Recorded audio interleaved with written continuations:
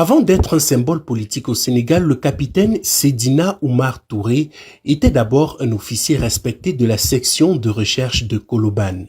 Rigoureux, discret et méthodique, beaucoup lui prédisaient une brillante carrière dans la gendarmerie nationale. Mais en 2021, une affaire va bouleverser sa vie. L'opposant Ousmane Sonko est accusé de viol par la masseuse Adji Sarr. Le capitaine Touré fait alors partie des enquêteurs qui sont chargés du dossier. Très vite, son rapport préliminaire soulève des incohérences et semble écarter la thèse du viol. Selon ses déclarations, il subit alors d'importantes pressions. Il affirme que certains éléments du procès verbal auraient été modifiés.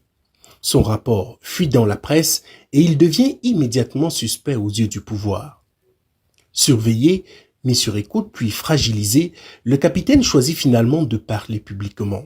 Les autorités lui demandent de nier ses propos, d'évoquer un piratage de compte Facebook, voire de se présenter comme déséquilibré.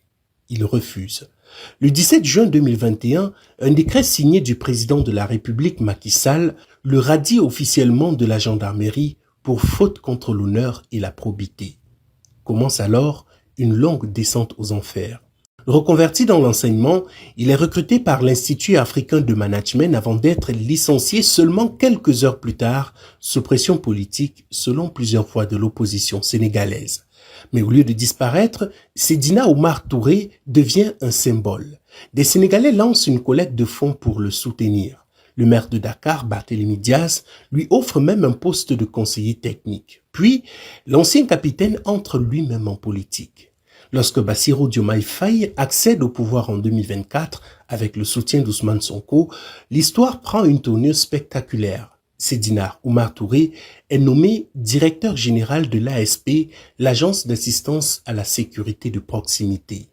Comme une revanche silencieuse de la conviction sur la peur, comme le rappelle aussi qu'en politique, certains perdent leurs privilèges pour sauver leur conscience avant que l'histoire ne finisse parfois par leur rendre justice.